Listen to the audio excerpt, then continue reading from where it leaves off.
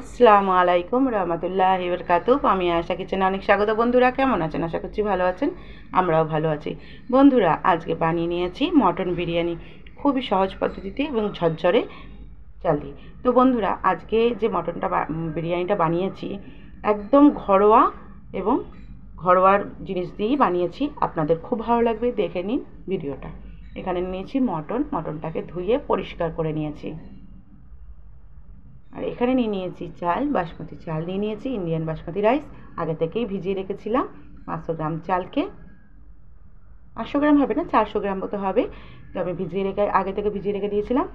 মটনটাকে ধুয়ে পানি ঝরিয়ে রেখে দিয়েছি। এখানে গামলার মধ্যে বসিয়ে দিয়েছি পানি।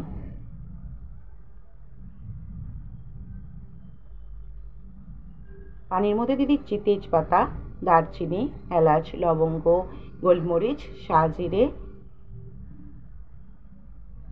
এবং সমস্ত মশলাগুলোকে আমি দিয়ে দিলাম। একটু গরম হয়ে যাওয়ার পর দিয়ে দেব আমি জয়ত্রী এবং স্টার অল্প করে দিয়ে দিলাম। এতে ভাতের যে খুশবুটা খুব সুন্দর লাগে। ভালো করে পানিটা ফুটতে দেব। এর মধ্যে আমি লবণ দিয়ে দিয়েছিলাম, লবণটা স্কিপ হয়ে গেছে। দিয়ে দিলাম চালটাকে। বিরিয়ানির নিচে দেখবেন অনেক সময় কি হয়, লেগে যায়। সেই লেগে যাবে না, একটা টিপস আপনাদের অতি অবশ্যই দেব, যে বিরিয়ানি একদমই কিন্তু তলার মধ্যে লেগে যাবে না। ভাতটা হতে বেশি সময় লাগবে না। আমি সাইডের গ্যাসে বসিয়ে দেব এবং এই গ্যাসের মধ্যে কড়াই বসিয়ে দিয়ে আমি বেশি করে একটু তেল দিয়ে দিলাম। পেঁয়াজ ভেজে নেব। 3টে মিডিয়াম সাইজের পেঁয়াজকে কেটে নিয়েছিলাম। এটাকে বেরেস্তা করে ভালো করে সুন্দর করে ভেজে নেব।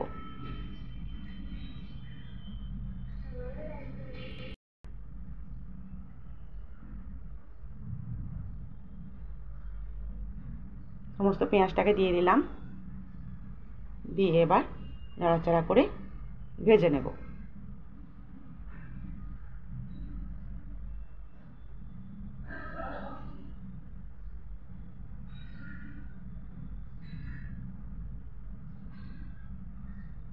পেঁয়াজটা লাল হওয়া অবধি সুন্দরভাবে ভেজে নেব।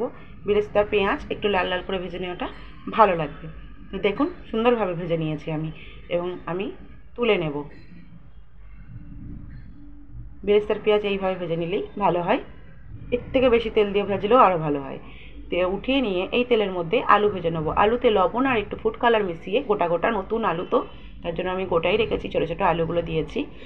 তো আমি ফুড কালার আর লবণ মিশিয়ে রেখে দিয়েছিলাম। এবার আমি সুন্দরভাবে ভেজে নেব।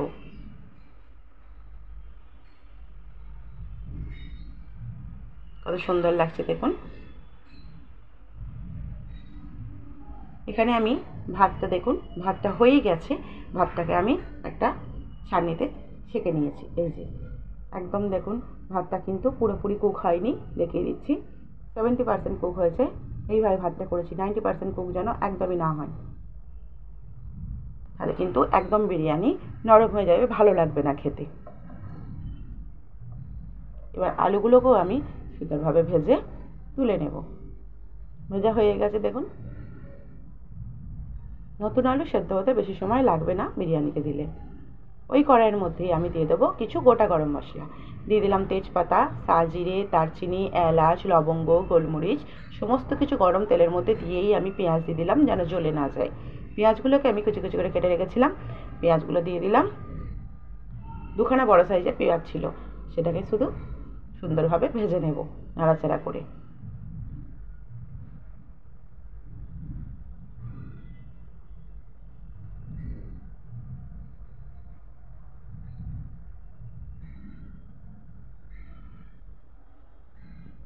দেখুন পেঁয়াজটা ভাজা হয়ে গেছে। এর মধ্যে দিয়ে দেবো আদা রসুনের পেস্ট। আদা রসুনের পেস্ট আমি 1.5 চামচ দিয়েছি, ভর্তি চামচে। একটু নাড়াচাড়া করে ভেজে নেব।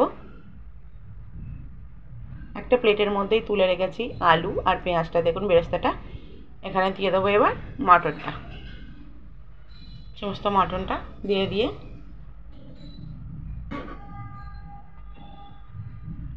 ওপর থেকে লবণ দিয়ে দেবো মটনটা দেওয়ার পর, এবং ভালো করে মটনটাকে একটু নাড়াচাড়া করে 7 থেকে 8 মিনিট আমি ভেজে নেব আদা রসুন পেঁয়াজের সাথে মটনটাকে। কড়াইটারে নাড়াচাড়া হচ্ছিল, আমি অফ ক্যামেরাতেই সুন্দরভাবে নেড়ে চেড়ে মটনটাকে 5 থেকে 7 মিনিটের জন্য ভালোভাবে ভেজে নিয়েছি। এবার দিয়ে দিচ্ছি লঙ্কা গুঁড়ো, জিরে গুঁড়ো, হলুদ গুঁড়ো, ধনে গুঁড়ো পুরো ভর্তি চামচের 1 চা চামচের 1 চামচ করে দিয়েছি ঘরোয়া একদম মশলা দিয়ে। এবার ওই প্লেটটাই ধুয়ে একটু পানি দিয়ে আমি মাংসের সঙ্গে ভালোভাবে কষিয়ে নেব মশলাটাকে।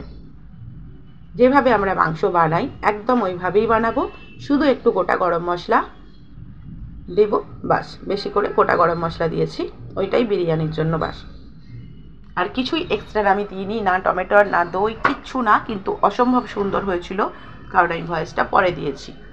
এত কিছু জিনিস লাগে না, যে বিরিয়ানি বানানোর জন্য অনেক কিছু জিনিস লাগে তবেই বিরিয়ানি বানানো যায়, ঘরোয়া কিছু উপকরণ দিয়েও সুন্দর বিরিয়ানি বানানো যায়। এখানে দিয়ে দিলাম মিট মশলা দিয়ে আমি ভালোভাবে কষিয়ে নেব, মাংসটা যেন সুন্দরভাবে কষানো হয়। কষিয়ে নেওয়ার পর একটা প্রেশার কুকারের মধ্যে আমি ঢেলে দিয়ে কড়াই ধোয়া পানিকে দিয়ে আমি সিটি দিতে দিয়েছি। 3টে সিটি মেরে আমি দমে রেখে খুলে আপনাদের দেখাচ্ছি। এই যে এবার আমি ভাতটাকে সাজিয়ে নেব। কি করে আপনাদের হাঁড়িতে তলায় ভাতটা লেগে যাবে না, পুড়ে নষ্ট হয়ে যাবে না, দেখে নিন। দুটো টমেটোকে এভাবে গোল গোল করে কেটে সাজিয়ে দেবেন। তার উপরে আমি দিয়ে দিয়েছি কারি পাতা কটা 4-5টা মতো, ধনে পাতা দিয়ে দিয়েছি। তার উপরে মাংসটা দিয়ে দেবো, কিছুটা ঝোল দিয়েছি। দিয়ে দিচ্ছি আলুগুলো, গোটা গোটা আলু, সেদ্ধ করা নয়, শুধু ভাজা, তার জন্য আমি আলুগুলো সব কটাই নিচেতে দিয়ে দেবো, কিন্তু একটুও নষ্ট হবে না, খুব সুন্দর সেদ্ধ হয়ে যাবে।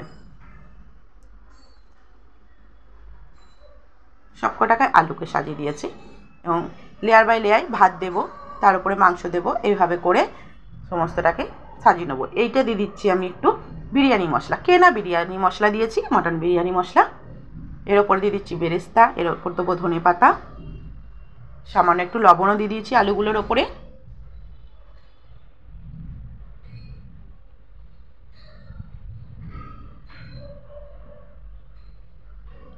এর ওপরে ভাত, তার উপরে মাংস, তার উপরে ভাত, তার উপরে আবার মাংস দিয়ে আমি দিয়ে দিলাম ধনে পাতা কুচি, বেরেস্তা, সমস্ত কিছু দিয়ে আমি সাজিয়ে নিয়েছি। 2টো লেয়ার হয়ে গেছে, এটা উপরের শেষ লেয়ারটা।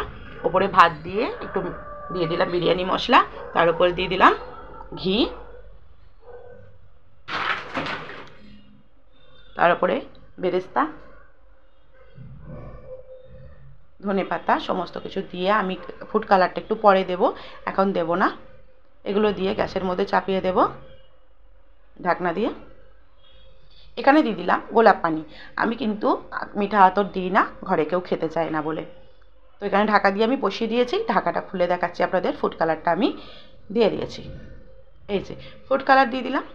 দেখুন, ফুড কালার দিয়ে আমি একটা তাওয়া বসিয়ে তারপরে আমি গ্যাসটা একদম ধিমি আছে 15 থেকে 20 মিনিট দম দিয়েছি। দম দিয়ে আপনাদের খুলে দেখাচ্ছি। দেখুন খুবই সুন্দরভাবে দমটা হয়েছে এবং গ্যাসের ফ্লেমটা একদম আস্তে দিয়েছি তাওয়াটা বসিয়ে দিয়ে। একদম ডাইরেক্ট বসাবেন না, তাহলে কিন্তু বিরিয়ানি ভালো হয় না। দেখুন খুলে আপনাদের দেখাচ্ছি কতটা ঝরঝরে হয়েছে, খুবই সুস্বাদু হয়েছিল খেতে। খুব কম উপকরণ দিয়ে এরকম সুন্দরভাবে একটা বিরিয়ানি বানিয়ে নিতে পারেন। আপনাদের খুলে থালার মধ্যে দেখালাম, কেমন লাগলো জানাবেন। এবং এখানে আমি দেখাবো আমরা যে ভাতগুলো খুলে নিয়েছি, ছোটো হাঁড়িতে ভাত বানিয়েছিলাম, দেখে নিন হাঁড়ির তলায় দেখেছেন একটুও কিন্তু ভাত লেগে নিন। এইভাবেই যদি আপনারা বানান বিরিয়ানি, চিকেন বিরিয়ানি হোক মটন বিরিয়ানি, কখনো তলায় লেগে যাবে না। ভালো লাগলে লাইক শেয়ার কমেন্ট করে পাশে থাকবেন বন্ধুরা।